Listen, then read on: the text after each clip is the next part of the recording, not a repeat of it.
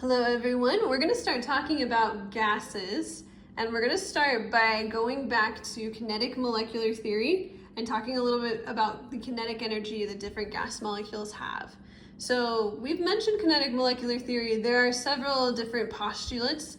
I've listed them here for you. You don't need to memorize these or anything, but they are good to keep in mind. First of all, kinetic molecular theory tells us that gases are in constant random straight line motion. The rest of these are some assumptions that we can make to do calculations dealing with gases. When we make these assumptions, it makes our calculations a lot more simple. And these are pretty good assumptions. They're not perfect, they're not exactly correct, but they hold true enough for us to get pretty good results if we assume these things. So first of all, we assume that gas molecules have negligible volume. So like the molecule itself, not the space it's taking up, but the individual molecule has negligible volume. Obviously, like the gas as a whole has a lot of volume, but the individual atom or molecule does not. Collisions between gas molecules are perfectly elastic, meaning no energy is lost when they collide, they just bounce off. Again, that's not entirely true, but it works for our purposes. And then we assume that there is no attraction between gas molecules, which the attraction is very, very low, so this assumption works. So let's talk about the kinetic energy of gases. So it turns out that all gases that are at the same temperature, so we'll write this down, all gases at the same temperature will have the same kinetic energy.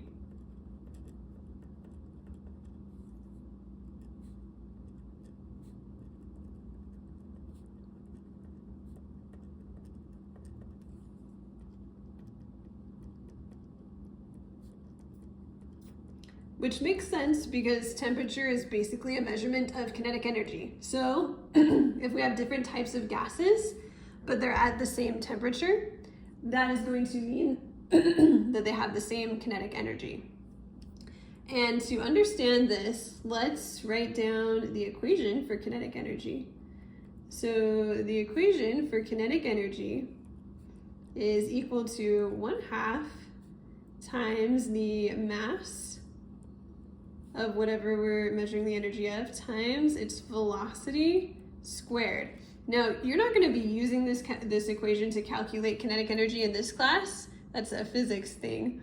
But it will help us to understand the next thing we're going to talk about, which is that even if gases are at the same temperature, the heavier gases are going to move more slowly.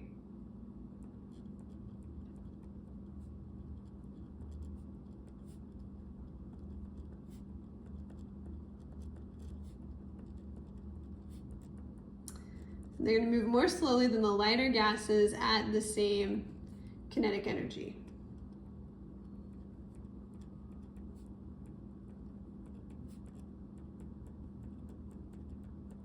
And if we look at the equation for kinetic energy, we can make sense of this.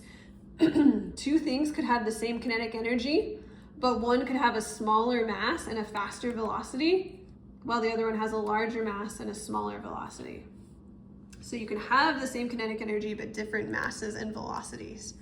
So let's look at a question that applies this idea. This says molecules of H2, O2, and N2 are in the same container at the same temperature. Which of these molecules would have the highest kinetic energy? The answer is none of them. They would all have the same kinetic energy because they're at the same temperature.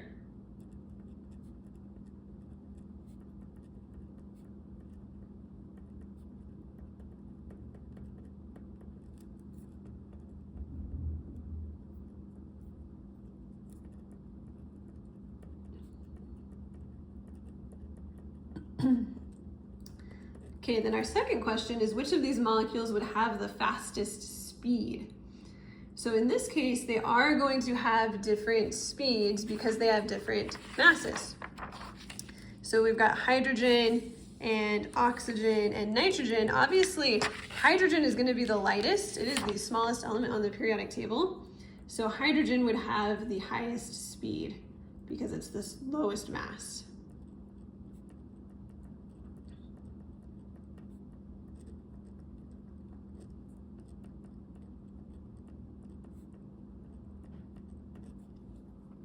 All right, so that is how we can apply ideas about kinetic energy to individual molecules and their motion.